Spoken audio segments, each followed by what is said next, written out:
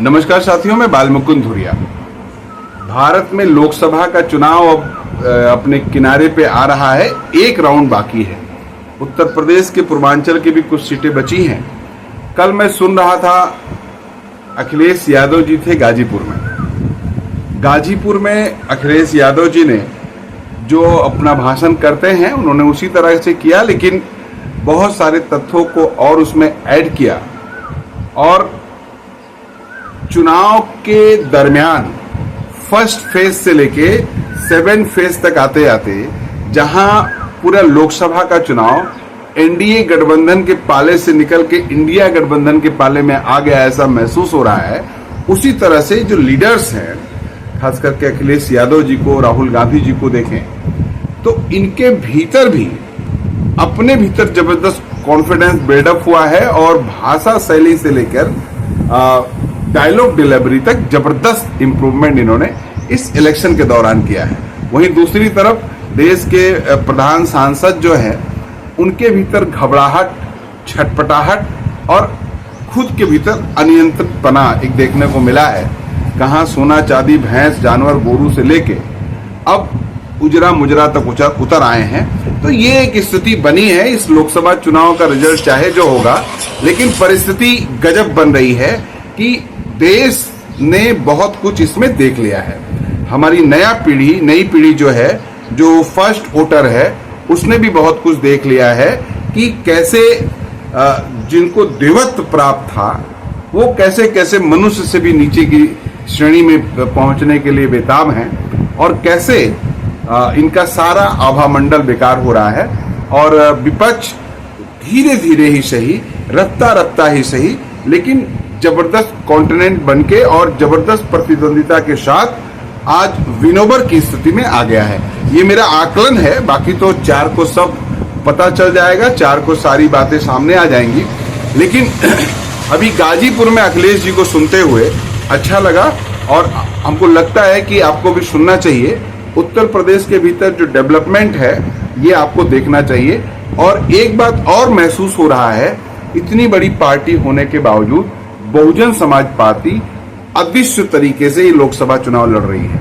ना तो कोई रिफ्लेक्शन है, ना तो कोई पॉलिटिकल चर्चा है, ना ही उसके बारे में पॉलिटिकल थॉट पॉजिटिव है। हमको लगता है कि पूरे देश में कोई इस बात को कहने की स्थिति में नहीं है कि बहुजन समाज पार्टी 1-2 सीट भी पा जा रही है कि नहीं लोकसभा में। खैर, ये भी सीखने का और समझने का वक्त है कि चीजें कैसे बदलती हैं और कैसे क्या से क्या हो जाता है। फिलहाल आप भी गाजीपुर में अखिलेश जी को सुने, अच्छा लगेगा। नमस्कार। अनुरोध है कि सब लोग अपने अपने स्थान पर खड़े होकर के जरा बुलंदी से एक बार नारा लगाए, माननीय अखिलेश यादव जिंदाबाद, माननीय अखिलेश यादव जिंदाबाद। समाजवादी पार्टी अखिलेश यादव जिंदाबाद, जिंदाबाद। समाजवादी पार्टी अखिलेश यादव जिंदाबाद, जिंदाबाद। इंडिया गठबंधन जिंदाबाद, जिंदाबाद, जिंदाबाद। नेताजी अमर रहे, अमर रहे, अमर रहे। माननीय राष्ट्रीय अध्यक्ष जी का बहुत बहुत गाजीपुर की इस शहीदी धरती पर स्वागत है, अभिनंदन है। मैं सबसे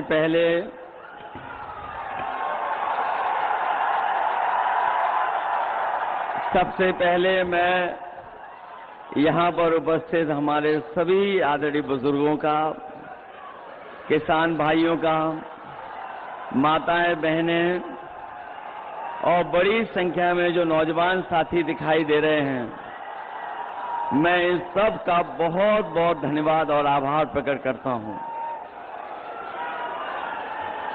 जहां मैं देख रहा हूं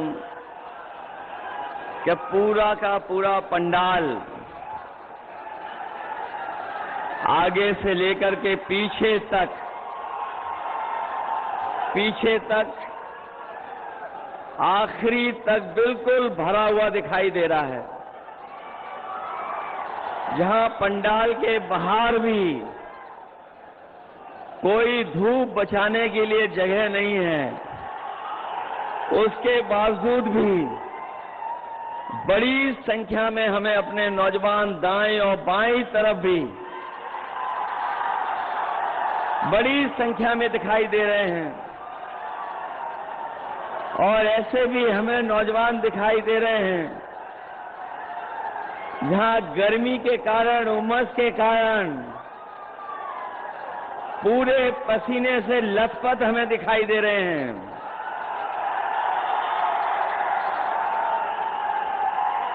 और इस गर्मी में, तपती हुई गर्मी में, जहां एक के बाद एक बिल्कुल करीब से खड़े दिखाई दे रहे हैं, ये आखिरी चरण का चुनाव और गाजीपुर का चुनाव, यहां का उत्साह बता रहा है कि इंडिया गठबंधन और समाजवादी पार्टी के प्रत्याशी अफजाल अंसारी साहब न केवल जीत करके जा रहे हैं बल्कि रिकॉर्ड मतों से इस बार जीतेंगे। जहां गाजीपुर अपनी बुलंद आवाज से और अपने समर्थन से लोग जो बड़े बड़े दिल्ली और लखनऊ से आ रहे हैं, गाजीपुर के लोगों के उत्साह के सामने और समाजवादी पार्टी के समर्थन के सामने वो थर्रा रहे हैं। उन्हें समझ में नहीं आ रहा है कि रास्ता क्या निकलेगा। और मैंने तो कल भी बलिया में और सलीमपुर में समर्थन देखा है। इस बार तो जहां पूर्वांचल की हवा, पूर्वांचल की जो हवा इस बार है, पश्चिम से भी ज्यादा रफ्तार से बह रही है। जो शुरुआत पश्चिम से हुई थी, वो आते आते यहां पर बलिया, गाजीपुर में किस ऊंचाई तक पहुंचेगी। और मैं ये कह सकता हूं कि जो जनता का गुस्सा बढ़ता चला जा रहा है, पहले चरण में जो गुस्सा दिखाई दिया था सरकार के खिलाफ, आज गाजीपुर में आकर के वो सातवें आसमान पे दिखाई दे रहा है। ये जो 400 पार वाली बात कह रहे थे, 400 पार, वो अब 400 हारने जा रहे हैं। ये 400 पार नहीं हो रहा इनसे। ये इनका सब हिसाब किताब डगमगा गया है। और अभी आपने देखा होगा कि जो बहुत बड़ी बड़ी बात कहते थे, इधर उनका आत्मविश्वास जो लड़खड़ाया है, उनका आत्मविश्वास जो लड़खड़ाया, उससे उनकी जवान भी लड़खड़ा गई है। अब कोई उनकी पुरानी कहानी सुनना नहीं चाहता है।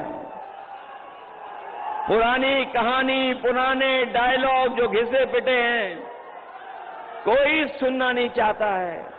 इसलिए मैं सबसे पहले जो मंच पर उपस्थित हैं, जहां मैं दोनों अपने पार्टी के प्रत्याशी और इंडिया गठबंधन के सहयोग से चुनाव लड़ रहे अफजाल अंसारी जी साहब, सनातन पांडे जी, मंच पर उपस्थित पार्टी के वरिष्ठ नेता ओम प्रकाश सिंह जी, राम मशल राजभर जी, विधायक वीरेंद्र यादव जी, लाल बिहारी यादव जी, अंकित भारती जी, शोएब अंसारी जी, काशीनाथ यादव जी, अरविंद सिंह जी, विजय यादव जी, राजेंद्र यादव जी, त्रिवेदी राम जी, खुर्शीद अहमद साहब, अनिल अमिताभ दुबे जी, जय किशन साहू जी, राजेश कुशवाहा जी, सुनील राम जी, ईश्वर प्रसाद कुशवाहा जी, विजय बहादुर सिंह जी, रामाश्री विश्वकर्मा जी, सुरेंद्र सिंह जी और बहुत बड़ी संख्या में न केवल समाजवादी पार्टी के संगठन के लोग बल्कि कांग्रेस, इंडिया गठबंधन के सहयोगी दल, उन सबके साथ साथ मैं आप सबसे भी अपील करने आया हूं और मैं आप सबसे निवेदन करने भी आया हूं कि जो लोग सत्ता में रहे हैं 10 साल से,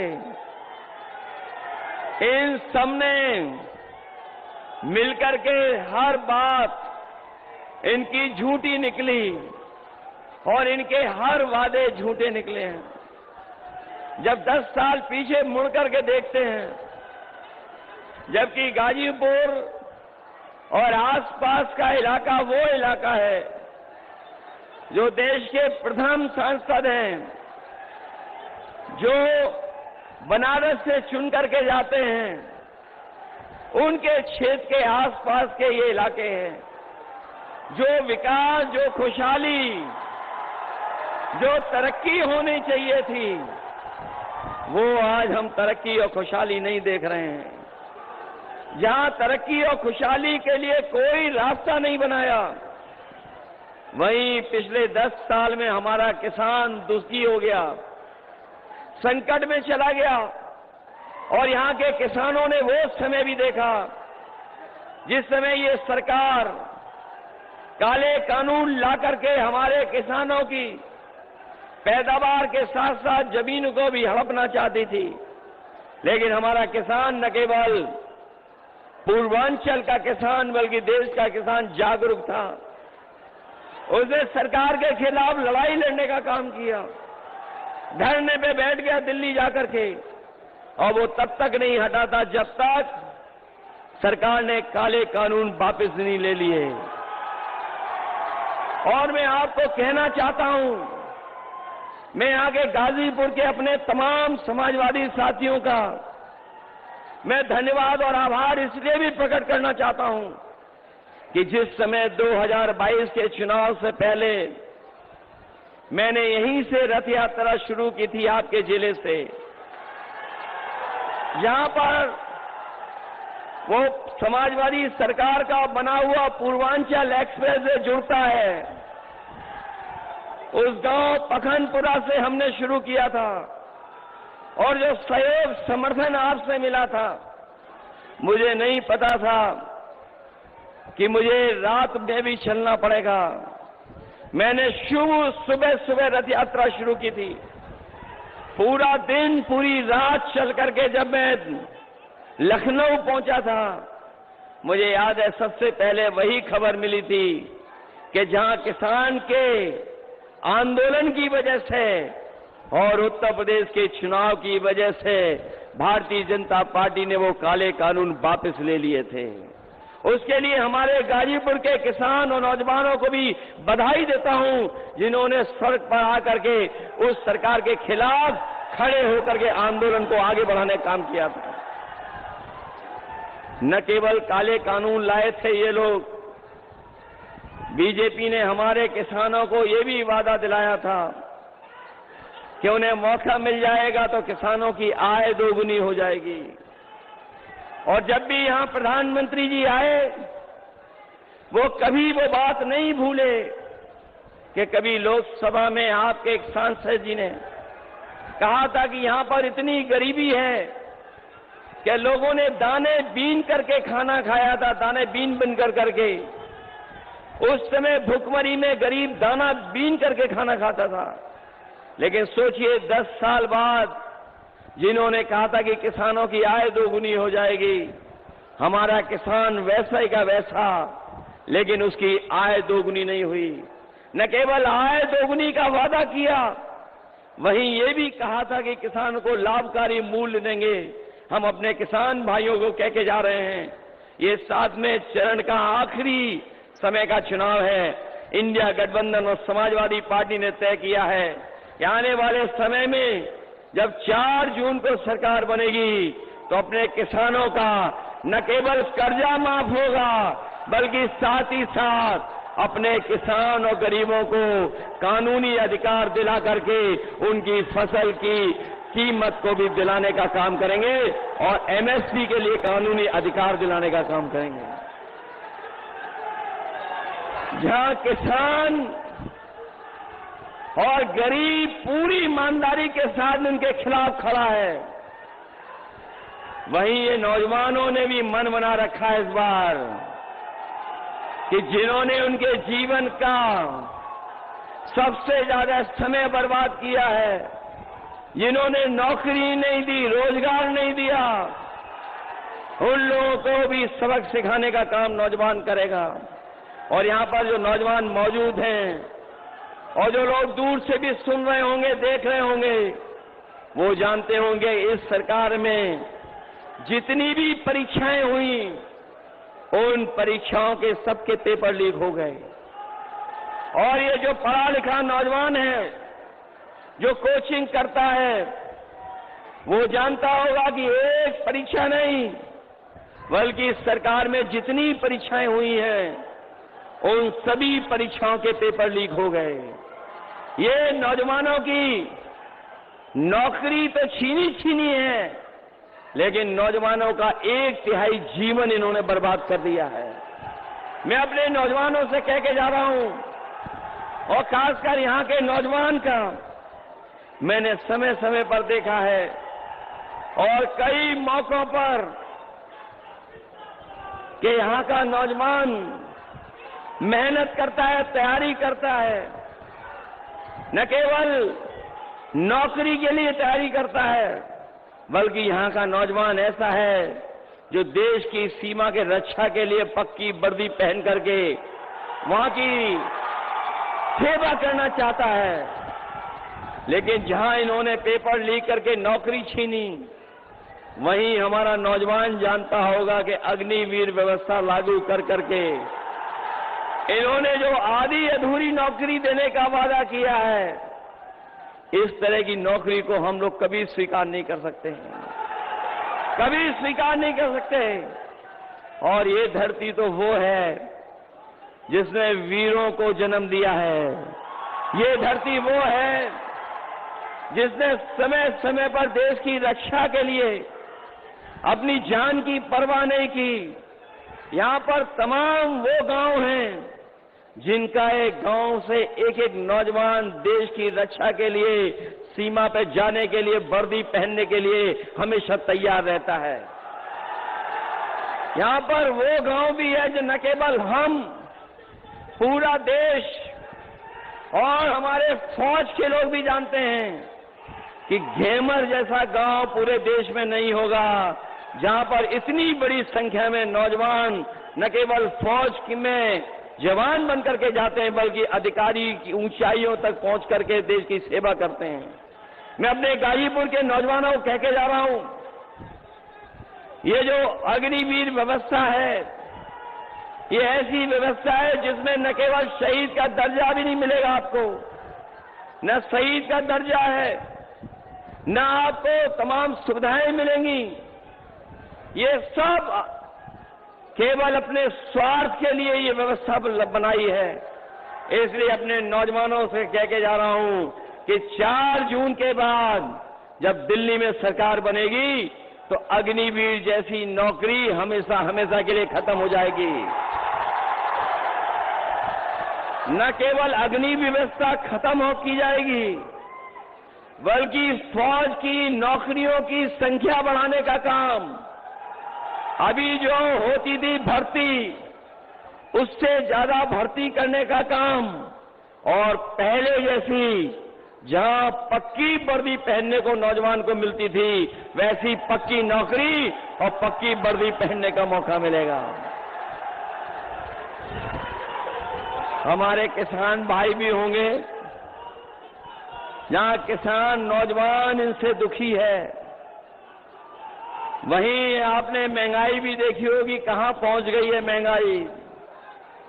आज हर जरूरत का सामान महंगा हो गया, जो भी चीज हम खरीदने जा रहे हैं सब महंगी हो गई। न केवल हमारी पढ़ाई महंगी हुई है, किताबें महंगी हुई हैं, दवाई महंगी हुई है। हमारे नौजवान भी जानते होंगे, जब पहले मोटरसाइकिल खरीदते थे तो कितने रुपए की आती थी, 50,000 रुपए में आती थी, और आज जब बाजार से खरीदना पड़ता होगा तो बताओ कितने रुपए की आ रही है, 1 लाख से ऊपर कर दी है।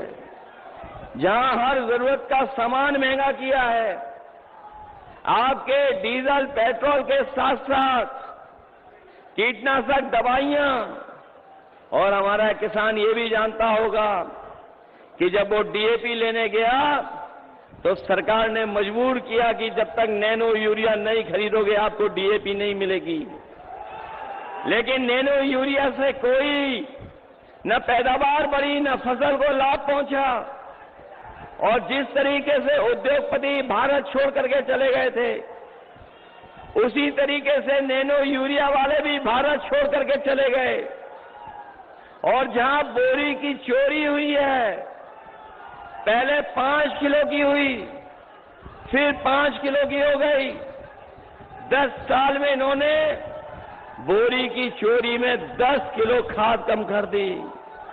कभी कभी मैं सोचता हूं कि ये बोरी की चोरी कहां से सीख करके आए हैं।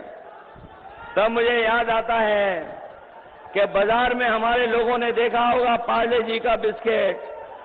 पहले जो पार्ले जी का बिस्किट पैकेट आता था, पुराने लोग जानते होंगे कितना बड़ा आता था, और जैसे जैसे महंगाई बढ़ी और उन्होंने मुनाफा कम नहीं किया तो अब पैकेट कितना छोटा हो गया।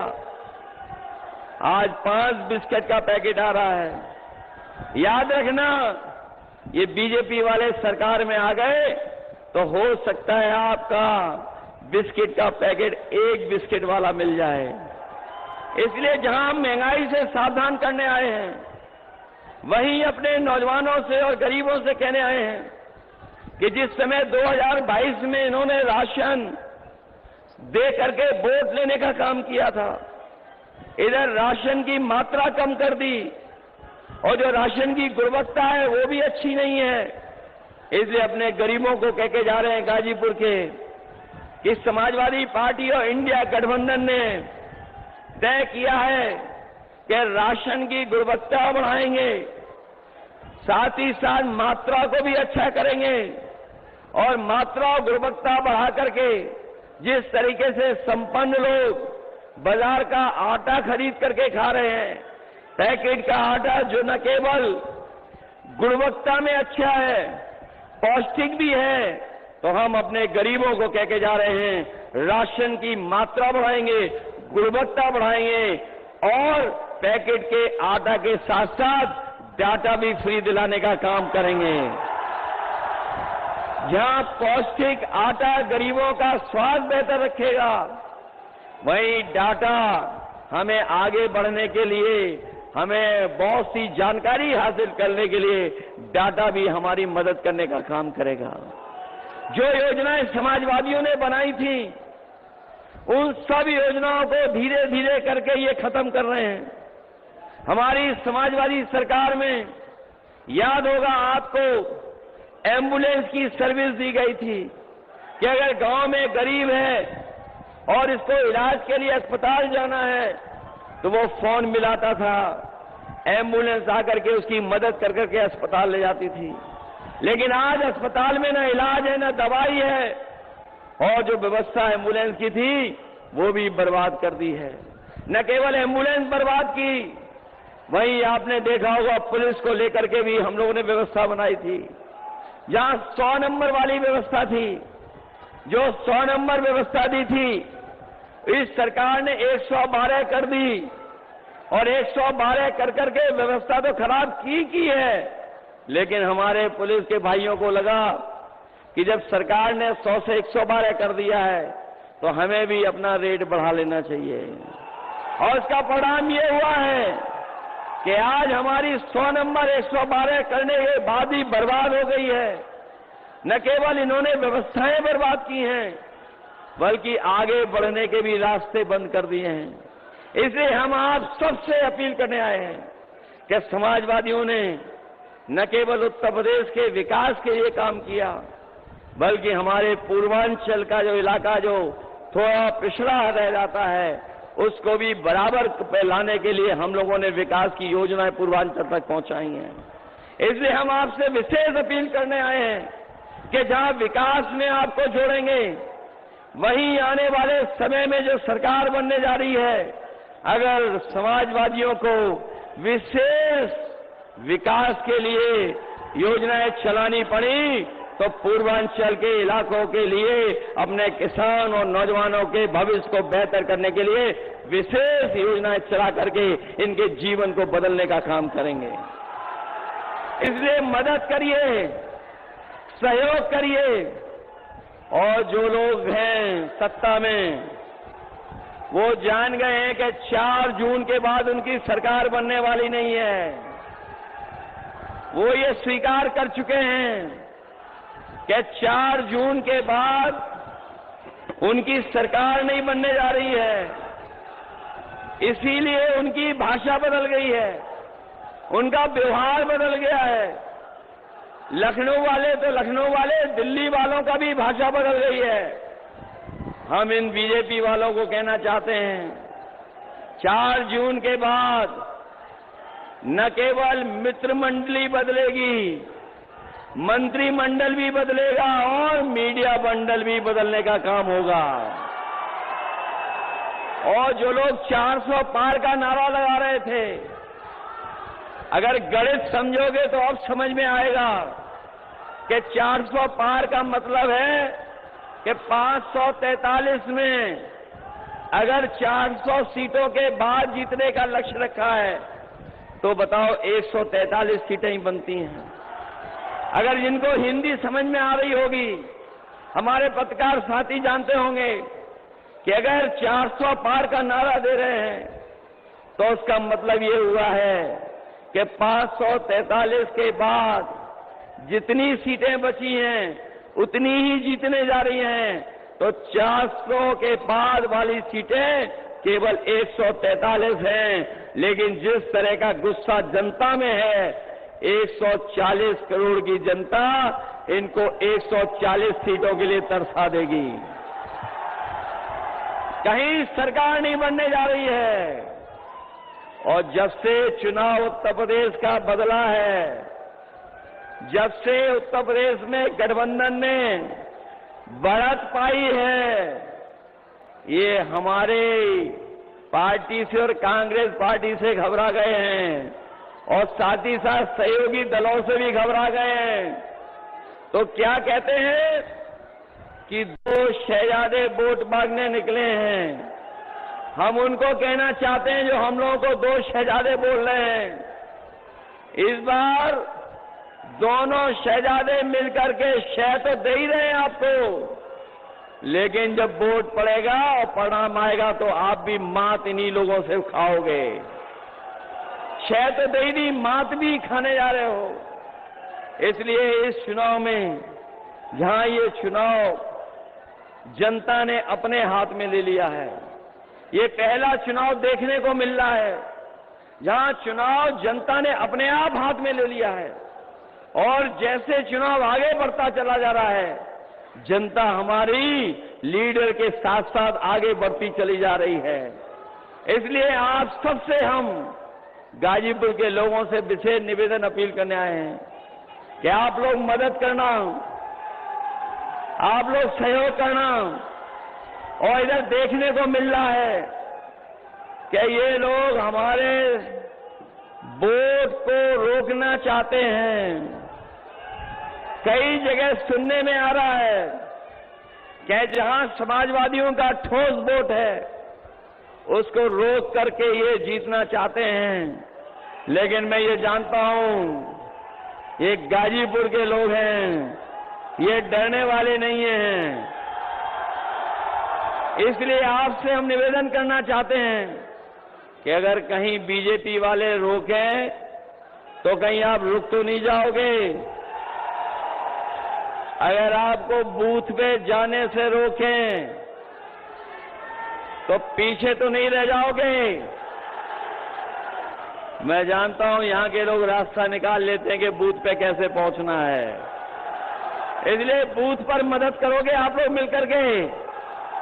ये चुनाव जहां हमारे आपके भविष्य का है, वहीं चुनाव संविधान बचाने का भी है।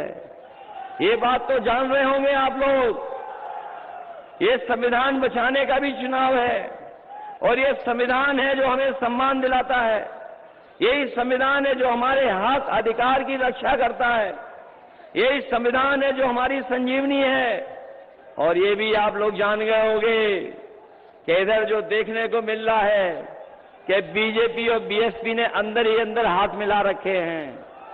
इसलिए सावधान हो कि नहीं हो सावधान आप लोग। इसलिए जहां हम अपने लोगों से सहयोग और समर्थन मांग रहे हैं, वहीं अपने हम बहुजन समाज के लोगों से भी अपील करना चाहते हैं कि ये चुनाव बाबा साहब भीमराव अम्बेडकर जी के संविधान को बचाने का है। इसलिए हमारा इंडिया गठबंधन का साथ दीजिए, सहयोग कीजिए, जिससे आने वाले समय में हम लोग बाबा साहब भीमराव अम्बेडकर जी का संविधान बचा सकें। अगर ये लोग सत्ता में आ गए, कुछ भी कर सकते हैं। ये वही लोग हैं जिन्होंने कई मौकों पर जो लोकसभा में सांसद अपनी बात रखना चाहते थे, उन्हें रखने नहीं दिया। और ऐसा भी समय आया कि इन्होंने 150 से ज्यादा सांसदों को सदन से बाहर निकालने का काम किया था। इसलिए आप लोग सावधान हैं कि नहीं सावधान हैं? जहां मैं आपको सावधान करने आया हूं, वहीं गाजीपुर की धरती जो हमारे वीरों की धरती रही है, इन्होंने न जाने कितने वीरों को जन्म दिया है। बहुत महान महान लोगों को जन्म दिया, जहां हमारी गाजीपुर ऋषि मुनियों की धरती रही, जहां हमें ऋषि मुनियों का आशीर्वाद तो मिल ही रहा है। वहीं हमारे साथी लोग जानते होंगे कि जब कभी भी सरकार बनी, हम लोगों ने विकास के लिए कहीं भेदभाव नहीं किया होगा। मां कामाख्या देवी का भी हम लोगों को आशीर्वाद है। जहां मां का आशीर्वाद है, वहीं जनता का भी सहयोग और समर्थन मिल रहा है। न केवल सहयोग और समर्थन मिल रहा है, बल्कि यहां की जनता तैयार है। जिस समय 4 तारीख को वोट पड़ेगा, सब मिलकर के यहां पर एक दूसरे का सहयोग कर करके जिताने का काम करेंगे। इसलिए जहां अफजाल अंसारी जी को जिताना है, वहीं हमारे सनातन पांडे जी की भी मदद करना है। गाजीपुर के लोगों की जिम्मेदारी है, अपनी लोकसभा तो जितानी जितानी है, लेकिन बलिया की लोकसभा को भी जिताना है। इसलिए मदद करेंगे आप लोग। सभी की निगाहें गाजीपुर पर हैं, सभी की निगाहें गाजीपुर पर हैं। गाजीपुर के लोग, कमजोरी तो नहीं दिखाओगे आप लोग। आपको पता होना चाहिए लड़ाई बड़ी है, लड़ाई आर पार की भी है, और लड़ाई ऐसी है कि उत्तर प्रदेश ही देश को बचा सकता है। इसलिए 80 हराओ और भाजपा को भगाओ। जब भाजपा हटेगी तभी हमारा संविधान बचेगा, और भाजपा हटेगी तो अभी हमारे नौजवानों को पक्की नौकरी और पक्की रोजगार मिलेगा, उससे पहले मिलना नहीं। इसीलिए इन्हीं शब्दों के साथ, जहां हम किसानों का कर्ज माफ कर रहे हैं, 30 लाख नौकरियां निकाल करके दे रहे हैं, वहीं अपनी माताओं बहनों को भरोसा दिला के जा रहे हैं। कभी नेताजी ने, समाजवादियों ने समाजवादी पेंशन के साथ साथ विद्याधन देकर के बेटियों को बढ़ने का मौका दिया था। इस बार इंडिया गठबंधन अपनी गरीब माताओं बहनों के अकाउंट में 1 लाख रुपए भेज करके उनको लखपति बनाने का काम करेगा। इसलिए सहयोग करो, मदद करो, और चुनाव चिन्ह साइकिल मत भूलना। यही निवेदन, यही अपील मैं आप सबसे करने आया हूं। जहां आपने इस कार्यक्रम को सफल बनाया, उसके लिए मैं बहुत बहुत धन्यवाद देता हूं। ये बड़ी संख्या में जो नौजवान साथी और हमारे किसान भाई आए हैं, मैं इन सबसे इस उम्मीद और भरोसे के साथ कि जब परिणाम आएगा तो गाजीपुर तो जीतेगा ही जीतेगा, हमारा बलिया भी जीत करके रिकॉर्ड बनाने का काम करेगा। आइए खड़े हो जाएं एक बार।